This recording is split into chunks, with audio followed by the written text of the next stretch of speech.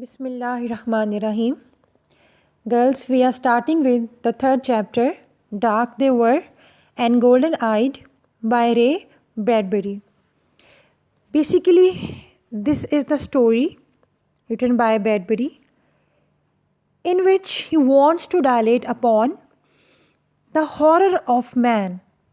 इंसान का जो खौफ है उसे बयान करने की कोशिश की है by the horror of atomic bombs कि इंसान के बनाए हुए जो एटमी हथियार हैं उससे खुद जो इंसान हॉरिफाइड है उसकी हालत बयान की है उसने कि इंसान की ज़िंदगी इस कदर गैर महफूज हो गई है कि वो अपनी जान बचाने के लिए किस तरह से ये ज़मीन को छोड़ के मार्स में पनाह ले लेता है।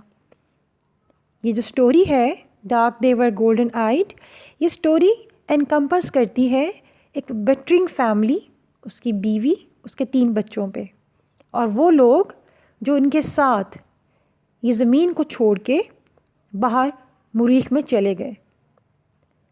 अब ये स्टोरी बेसिकली वर्ल्ड वॉर 1 और वर्ल्ड वॉर 2 के जो हॉरिफाइड कॉन्सिक्वेंसेस हैं उसको डिपिक्ट करती है कि इंसान जो है वो इंसान से ही इनसिक्योर हो चुका है। और फिर इस स्टोरी में बताया गया है कि जब वो वहाँ जाते हैं तो उन्हें वहाँ की जो हवा है बहुत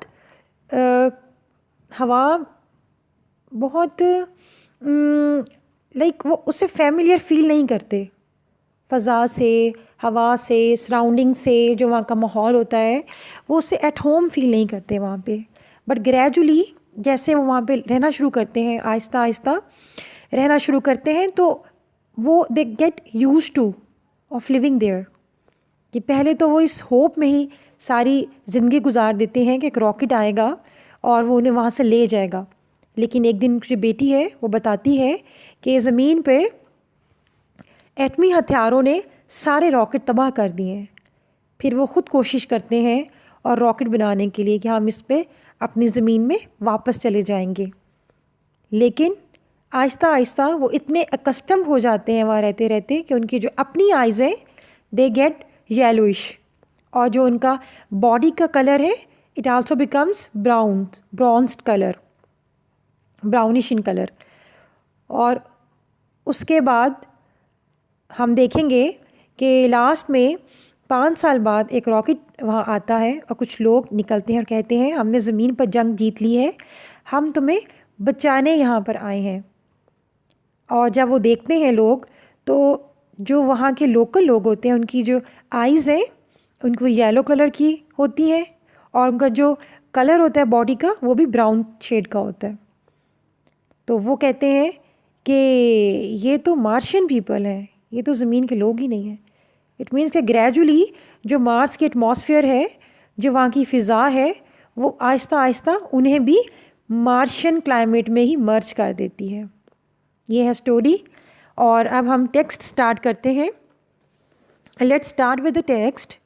इन the very first line we see the rocket metal cooled in the meadow winds, कि जो रॉकेट की जो धात थी वो आहिस्ता आहिस्ता सब्ज़ाज़ार की हवाओं में ठंडी होती चली गई। Its lid gave a bulging pop. Lid जो ढकना था रॉकेट का वो तेज़ आवाज़ के साथ खुल गया।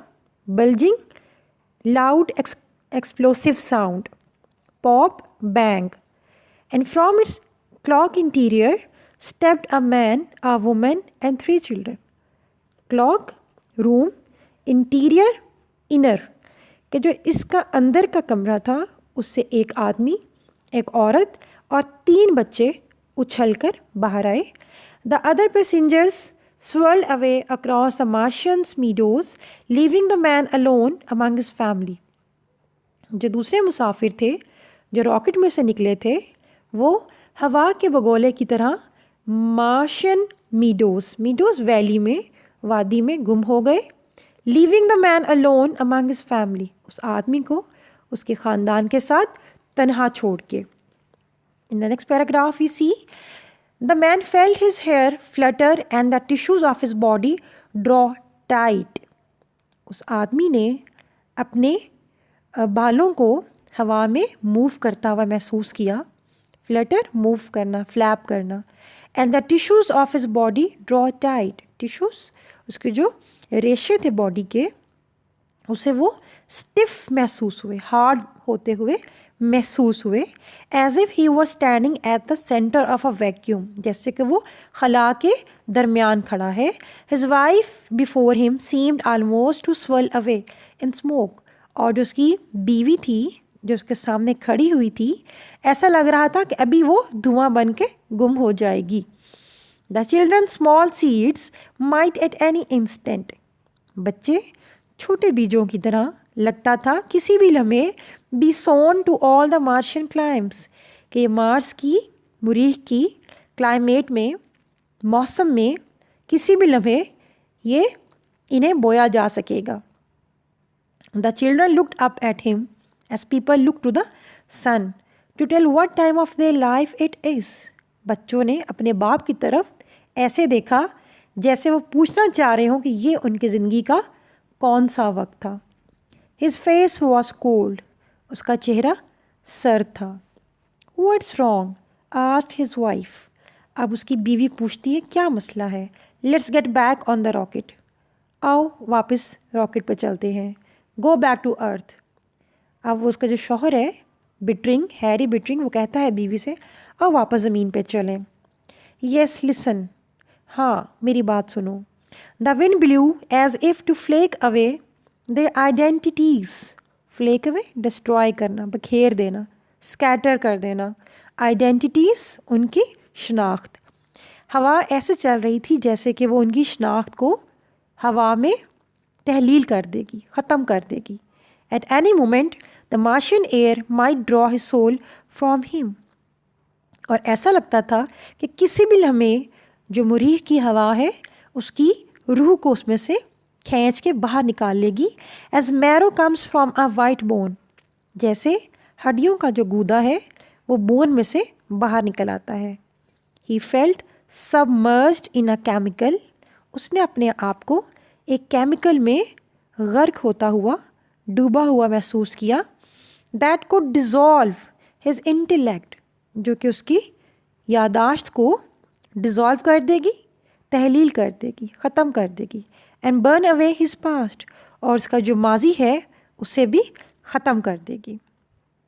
They looked at the Martian hills that time had वोन with a crushing of years. अब उस सारी फैमिली ने मुरीख की चट्टानों की तरफ देखा जिसे वक्त ने तोड़ फोड़ दिया था अपने प्रेशर से, अपने दबाव से, कि साल हा साल के दबाव से वो टूट फूट का शिकार हो चुकी थी। They saw the old cities, उन्होंने उसके पुराने शहरों की तरफ देखा। लॉस्ट इन देयर मीडोस, जो कि अपनी वैलीज़ में गुम हो चुके थे। Lying like children's delicate bones among the blowing lakes, और वो ऐसे बिखरे हुए दिखाई दे रहे थे जैसे बच्चों की हड्डियां हर तरफ बिखरी हुई पड़ी हों। Chin up, be courageous, be brave. अब वो जो उसकी बीवी है वो कहती है chin up. Harry said his wife it's too late, अब बहुत देर हो चुकी है। We have come here 60 million miles, हम यहाँ पे 60 माइल्स दूर आ चुके हैं, अब हमारा जाना मुमकिन नहीं है। The children with their yellow hair hollered at the deep dome of the Martian sky. Hollered, चिल्लाना, चीखना, शाउट करना, कि बच्चे मार्स के मेहराबी छत के नीचे चीख चिल्ला रहे थे। देयर वाज नो आंसर, कोई जवाब पलट कर नहीं आया। But the racing hiss of wind, hiss उसकी सनसनाहट, हवा के चलने की आवाज़, कोई आवाज़ नहीं आई सवाए उन हवा के चलने की आवाज़ के। थ्रू द स्टिफ ग्रास, जो कि हार्ड ग्रास में से गुजर रही थी। He picked up the luggage, अब जो हैरी है, जो हस्बैंड है उसका, कौरा का, उसने सामान उठा लिया। In his cold hands, here we go, आओ इस तरफ चलते हैं। He said a man standing on the edge of a sea, और वो एक ऐसे आदमी की तरह दिखाई दे रहा था जो कि समंदर के किनारे खड़ा हुआ, ready to wade in and be drowned, जो कि पानी में गुजर कर डूब जाना चाहता हो। They walked into town, वो शहर में दाखिल हुए। Their names were Bitterings, Harry and his wife Cora. Cora और हैरी बिट्रिंग फैमिली मेम्बर्स थे, हेड ऑफ़ द फैमिली थे। और डैन, लॉरा एंड डेविड, उनके 3 बच्चे थे, and Laura was their daughter. They build a small white cottage and ate good breakfast there, उन्होंने एक छोटा सा घर बनाया और एक अच्छा सा ब्रेकफास्ट किया, नाश्ता किया। But the fear was never gone, लेकिन जो खौफ था उनके अंदर, एक तो अपने घर के छोड़ने का, ज़मीन को, और एक इस लैंड में आकर रहने का, कि उनका फ्यूचर क्या होगा। It lay with Mr Bittering and Mrs Bittering, ये खौफ हमेशा उनके साथ रहा। अ थर्ड अनबिडन पार्टनर, अनबिडन जिसे आप खुदा हाफिज़ नहीं कहते, कि एक ऐसा साथी की तरह हमेशा उनके साथ रहा।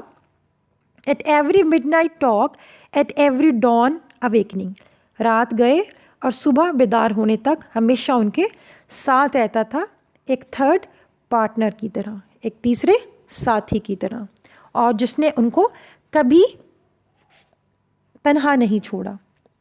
I feel like a salt crystal, he said.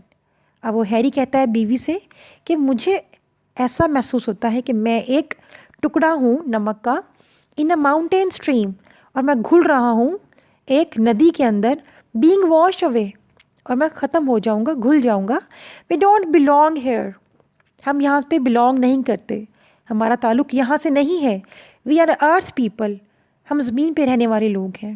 This is Mars, ये मरीख है। It was meant for the Martians, और ये मरीख पे रहने वाले लोगों के लिए बनाया गया था। फॉर हेवन से, कोरा, कोरा खुदा के लिए, let's buy tickets for home, आओ टिकट्स खरीदें और घर चलें, ज़मीन पर चलें। But she only shook her head, लेकिन उसने नफ़ी में सर हिलाया। One day the atom bomb will fix the earth, fix destroy कर देगा ज़मीन को। Then we will be safe here, और तब हम यहाँ पे सेफ होंगे। This is the first page of this story. Now we are starting with the next page, page number 19. Safe and insane. अब वो कहता है अपनी बीवी को कि हम सेफ़ तो यहाँ पे हैं, लेकिन हम पागल भी हो जाएंगे। नॉनसेंस। अब वो कहते हैं बेवकूफ़ाना बातें नहीं करो। Mr Bittering looked out of the windows. अब उसकी बीवी अपनी बीवी की बात पर खिड़की से बाहर देखना शुरू कर देता है। We are clean decent people, हम डिसेंट सिविलाइज्ड लोग हैं। He looked at his children, वो अपने बच्चों की तरफ देखता है। All dead cities have some kind of ghosts in them, जितने भी पुराने शहर होते हैं उनके अंदर भूत प्रेत होते हैं। मेमोरीज़ आई मीन, अब कहता है कि घोस्ट को वो मेमोरीज़ की बात कर रहे हैं कि कुछ उनके अंदर यादाश्त होती है। आई मीन मेरा मतलब है यादाश्त। ही स्टेयर्ड एट द हिल्स, उसने हिल्स को देखते हुए कहा। यू सी अ स्टेयरकेस, तुम्हें यहाँ एक सीढ़ी नज़र आ रही है।